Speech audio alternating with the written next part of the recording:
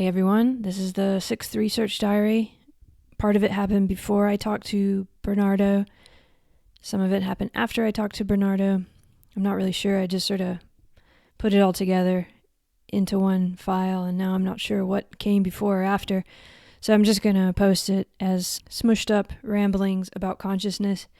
But the main idea is that I don't think there ever is really a state of unconscious, that we might be unable to access our consciousness, so to speak, in terms of the meta level, but that we're always conscious, and there's just many different nested levels of that. Life is conscious, I guess, is what it ends up being that I'm saying, and what we call unconscious is just our one body's inability to access its own consciousness at the same time that it's conscious. So there's a lot of loops and fractals in here that I'm trying to figure out. None of it's perfect. That's the point of these research diaries, just to talk and see what comes out. I often surprise myself, so hope you'll be gentle with me, but I would love to hear what you think about this.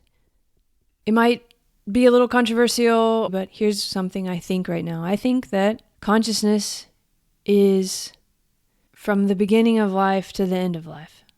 For some of you, that will sound very simple, but I don't think a body is ever unconscious.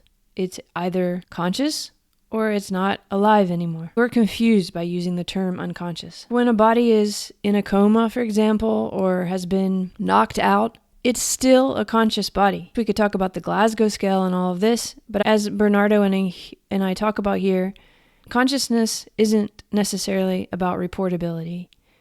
And I would also say that consciousness isn't necessarily about that body being able to express the habits and patterns that all others who associate with that body have come to think of as its consciousness.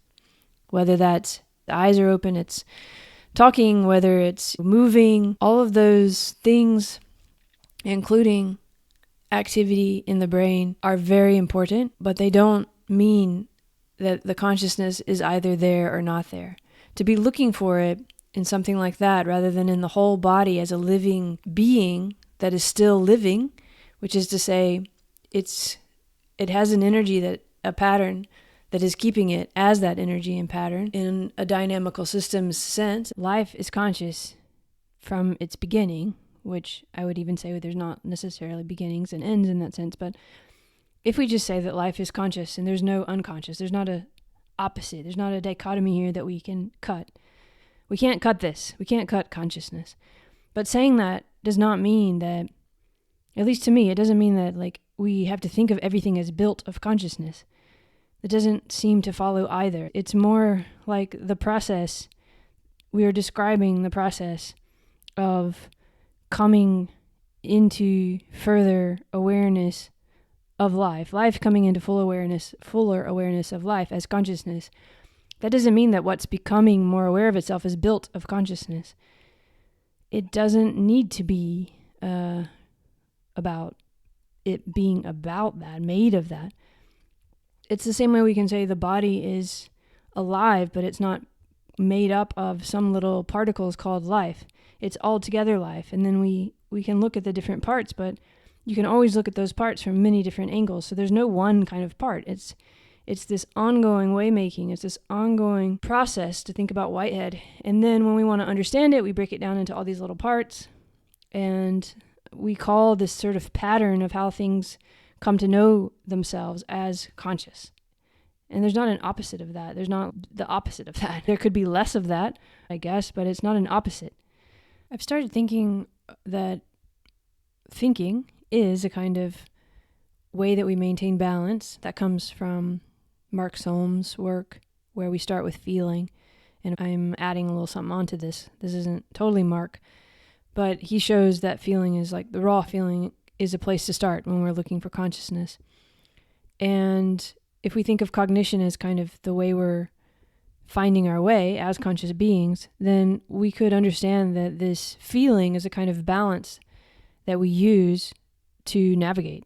So the intelligence is navigating based on these kind of signals coming in from the raw feeling, which relates to what Bernardo says here about this dashboard, the dashboard not being the plane that's moving through what the dashboard is moving that plane through, so to speak. So it's very interesting to think of it in that sense and put this idea of homeostasis together with what Bernardo's talking about here, and separate consciousness and intelligence, and understand that when we use those words, we're assessing different things.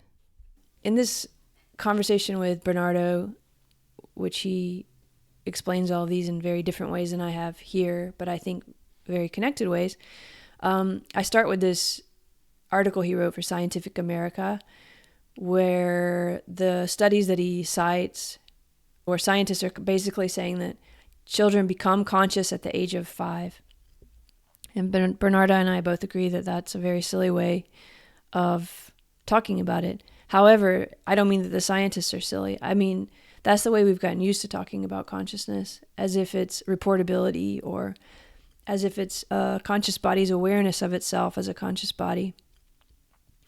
And I think this matters, thinking about all these terms and getting to what we really care about and what it really means, because I think we do this with other things in the world, with other creatures, with other beings. We do it to ourselves and others, where we have certain assumptions about beginnings and ends, rather than understanding things as nested and continuous, and not this binary turn it off, turn it on. It's either conscious or unconscious. And I really think it has to do with the way we think about the world, and it bleeds into the way we socialize, the way we have our politics, the wars that get fought. I really see it all as very connected to the way we think in binary terms about something like consciousness. So my feeling, and that I'm trying to understand and find a way to express and articulate, is that there is no opposite to consciousness. There is no unconscious. There is consciousness, and for the body itself is conscious. You don't have a body that is not conscious.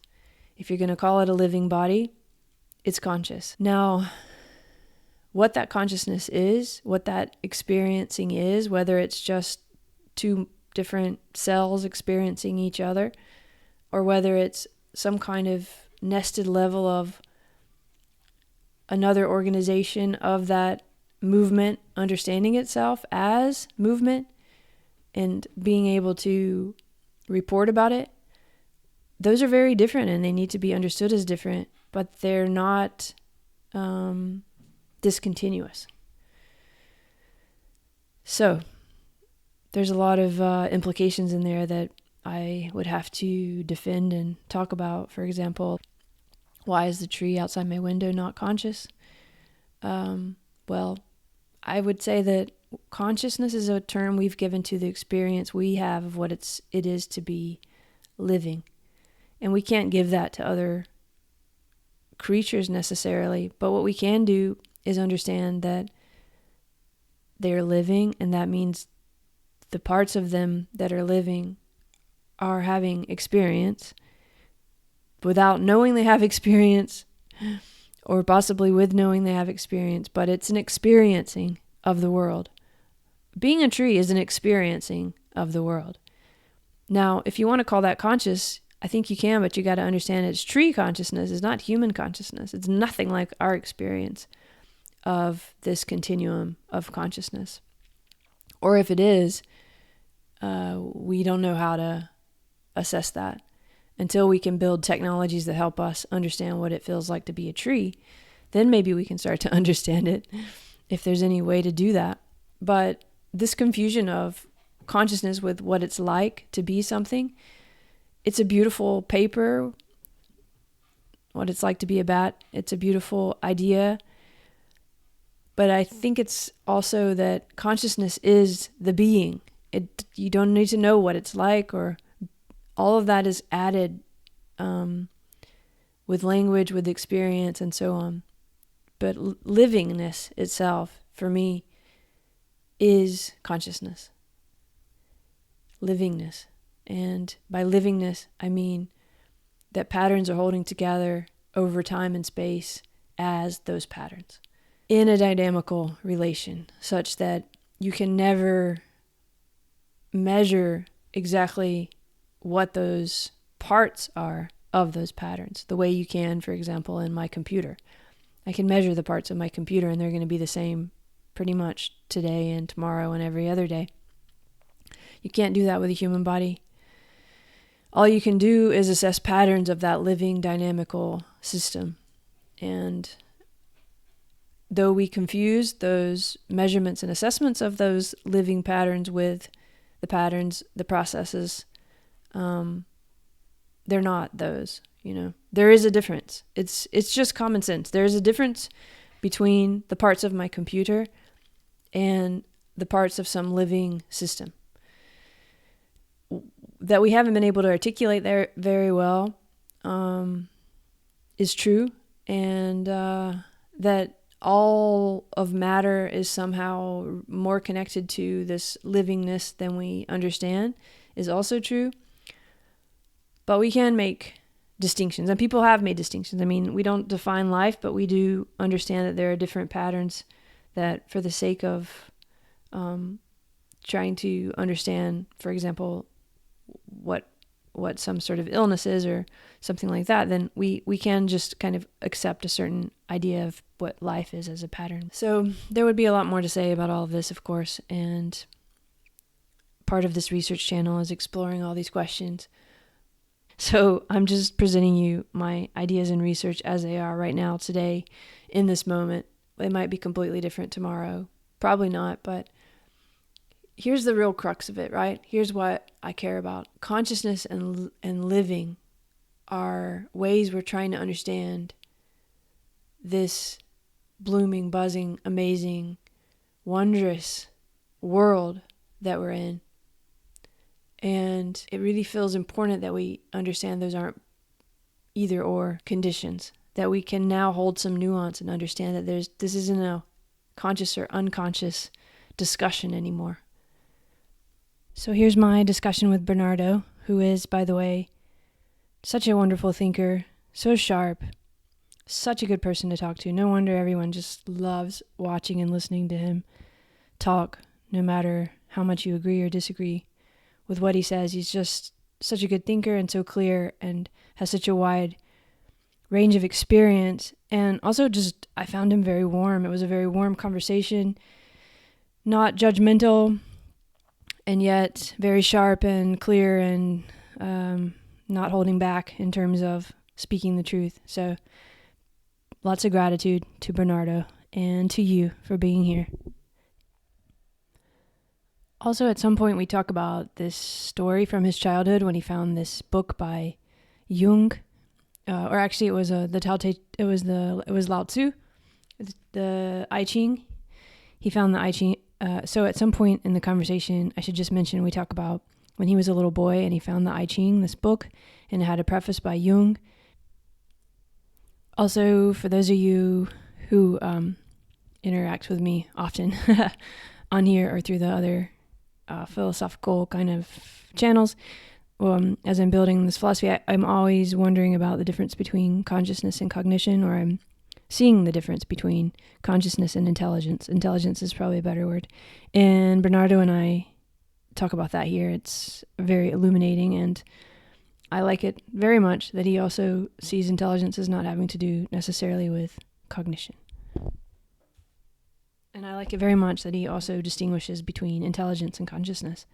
Another one of those kind of radical yet obvious distinctions that are so hard to make and so important. And that was how he discovered Carl Jung. I don't really unpack it very well in the conversation, so I just wanted to mention it, that's what we're talking about there, this like beautiful little book that he found when he was a kid. He goes more into it, but we're talking about when he was a kid and he found this book, the I Ching, and it was his introduction to Carl Jung, who played a very big role in his life and still does. Thanks for being here. Send you a lot of love. And thanks for listening to my radical consciousness rant this morning.